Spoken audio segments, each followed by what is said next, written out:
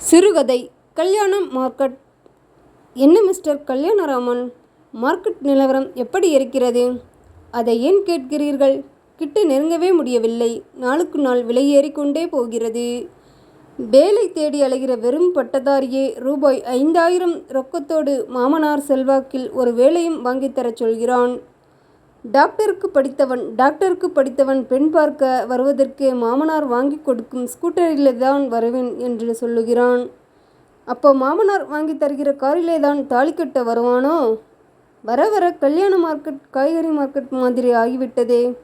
சரி, அது இருக்கட்டும். விரலுக்கு தகுந்த வீக்கம் என்று நம்ம தகுதிக்கு ஒரு மாப்பிள்ளையை பார்த்து செய்ய வேண்டிய சீர்வரிசையை சுருக்கமாக செய்து காதும் வைத்தாற் போலே சிக்கனமாக கல்யாணத்தை நடத்துவதாய் இருந்தால் எவ்வளவு செலவாகும்? என்னதான் காதும் வைத்தா போலே நடத்துவதாய் இருந்தாலும் உங்கள் தகுதிக்கு குறைந்தது 1/4 ரூபாயாவது செலவாகும். எவ்வளவு நாளனாவா? அட நீங்க ஒன்று, 1/4 லட்சம். அதாவது 25,000. 25,000-ஆ? அடே அப்பா, அவ்வளவு பணத்துக்கு நான் எங்கே போவேன்? பேங்கில் கேஷியராக இருக்கிற நீங்களே இப்படி பயந்தால்? ஏனையா, பேங்கில் கேஷியராக இருந்தால் ரூபாய் நோட்டுகளை மூட்டை மூட்டையாக கட்டி லாரியில் ஏற்றி என் வீட்டுக்கு கொண்டு வந்து விட முடியுமா? சென்னையில் பிரபல பேங்க் ஒன்றில் கேஷியராக பணிபுரியும் காசிநாதனும் கல்யாண மார்க்கெட் பிரபலமாக விளங்கும் தரகர் கல்யாணராமனும் இவ்வாறு மாப்பிள்ளை விலைவாசியை பற்றி உரையாடி கொண்டு இருந்தபோது வீட்டினுள் இருந்து வெளியே வந்தாள் காசிநாதனின் ஒரே மகள் கல்பனா.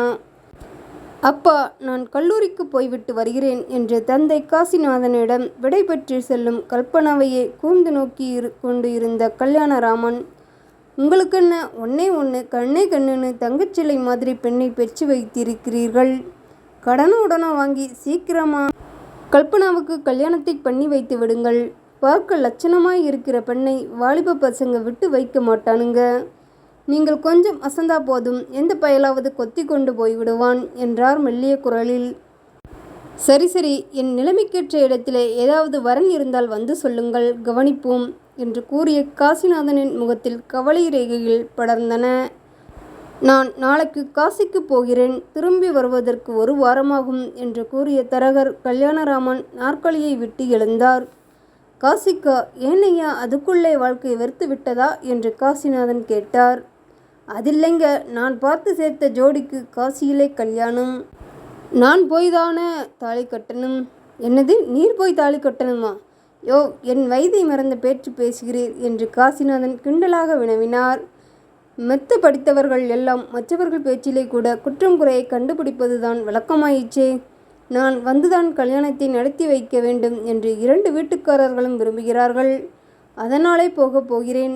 என் தொழிலிலே இந்த காசி கல்யாணத்தோடு 49 கல்யாணமாயிற்று.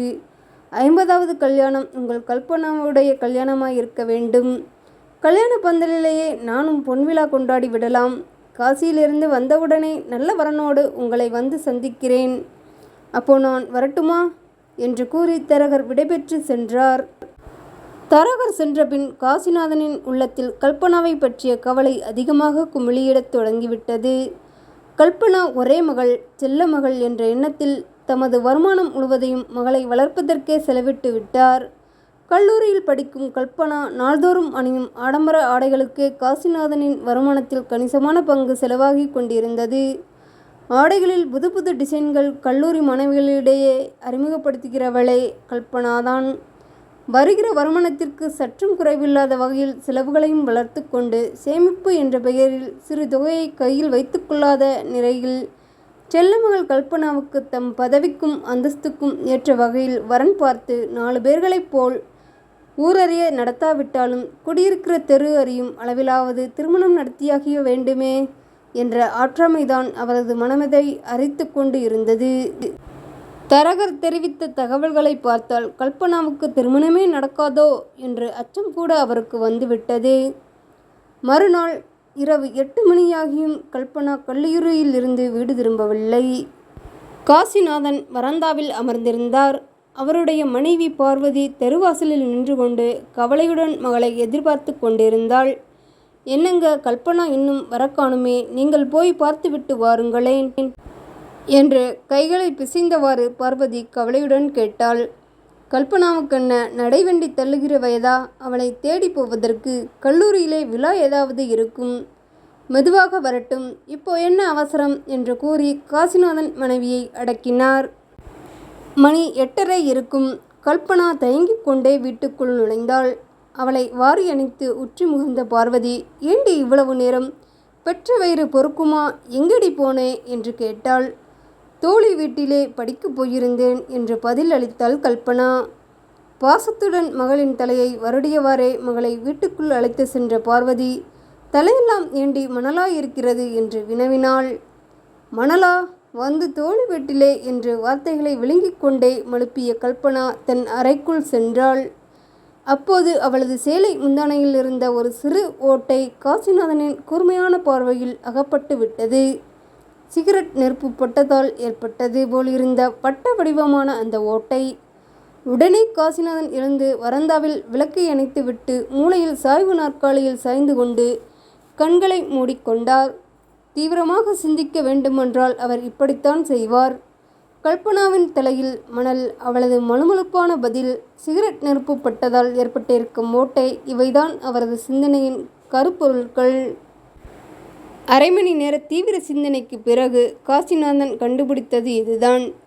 கல்பனா யாரையோ காதலிக்கிறாள். கடற்கரையில் தன் காதலனுடன் இன்று மணல் வீடு கட்டி விளையாடியிருக்கிறாள். அதனால்தான் அவன் தலையில் மணல் படிந்திருக்கிறது. காதலனின் கையிலிருந்த சிகரெட் அவளது சேலை முந்தானையில் படும் ஓட்டை விழுந்திருக்கிறது. காசிநாதன் பெருமூச்சு விட்டார். அடுத்த நாள் மாலை மெரினா கடற்கரை காதலர் பூங்கா. காசிநாதன் குறுக்கும் நெடுக்குமாக நடந்து கொண்டிருந்தார். கொல்லன் உலைக்களத்தில் ஈக்கு என்ன வேலை என்று சில காதல் ஜோடிகள் காசிநாதனை பார்த்து கேலியாக சிரித்தார்கள். சற்று துணிச்சலான ஒரு ஜோடி, ஏன் சார் இன்னும் உங்கள் காதலி வரவில்லையா? பாவம், ரொம்ப நேரமாக காத்து கொண்டு இருக்கிறீர்களே என்று அவரிடம் கேலியாக கேட்டுவிட்டது. காசிநாதனின் மூக்கின் மேல் கோபம் பீரிட்டு வந்தது. அதை கர்ச்சிப்பால் துடைத்து கொண்டார். என்ன செய்வது? அவருடைய கண்கள் மகள் கல்பனாவையே தேடிக்கொண்டிருந்தன. அதோ செடி மறைவில் ஒரு வாலிபனின் அணைப்பில் கல்பனா. வாலிபன் சிகரெட் புகைத்து கொண்டிருந்தான். செடிக்கு பின்னால் ஒளிந்து நின்று காசிநாதன் கவனித்தார். கல்பனாவை அணைத்திருந்த வாலிபனை ஏற்கனவே பலமுறை பார்த்த மாதிரி அவருக்கு பிரம்மை தட்டியது. பழம் நழுவி பாலில் விழுந்த கதைதான். அவர் முகம் மலர்ந்தது. தகுதிக்கும் அந்தஸ்துக்கும் ஏற்றவனைத்தான் கல்பனா காதலிக்கிறாள். புலிக்கு பிறந்தது பூனையாகுமா? மறு வினாடியே வீட்டை நோக்கி நடந்தார். ஒரு வாரம் ஓடியது. தன்னுடைய வீட்டுக்குள் நுழைந்த தரகரை காசிநாதன் வரவேற்றார். வாங்க வாங்க, காசி யாத்திரை எப்படி இருந்தது? காசியிலே தங்கிடலாம் என்று தான் நினைத்தேன். ஆனால் பொன்விழா கொண்டாட வேண்டுமே, அதோடு எனக்கும் ஒரு கடமை இருக்கிறது. என் ஒரே மகன் மோகனுக்கும் வயதாகிவிட்டது. அவனுக்கும் கல்யாணத்தை பண்ணி வைக்க வேண்டும் என்றார் தரகர். உங்கள் பொன்விழாவும் மோகனுடைய கல்யாணமும் ஒரே பந்தலில் நடக்கப் போகின்றன. அதை சொல்லத்தான் உங்கள் வருகைக்காக காத்து கொண்டு இருந்தேன் என்றார் காசிநாதன். நீங்க என்ன சொல்கிறீர்கள்? புரியும்படியாக சொல்லுங்களேன். என் மகள் கல்பனாவும் உங்கள் மகன் மோகனும் காதலிக்கிறார்கள். காதலிக்கிறார்களா? ஆமாம். போன வாரம் புதன்கிழமை சாயங்காலம் 6:15 மணிக்கு காதலர் பூங்காவில் செடி மறைவிலே நானே என் கண்ணாலே பார்த்தேன். நீங்கள் என்ன சொல்கிறீர்கள்? இதுக்கு மேலே நான் என்ன சொல்வது? கல்பனா தங்கமான பெண். 2 பேரும் விரும்பினால் கல்யாணத்தை நடத்திட வேண்டியதுதான். ஆனால் ஒரு நிபந்தனை. என் மகன் வேலை தேடி அலைகிற வெறும் பட்டதாரி இல்லை, மாதம் 300 ரூபாய் சம்பளம் வாங்குகிற பட்டதாரி. அதனாலே உங்கள் நிலைமையை அனுசரித்து சொல்கிறேன்.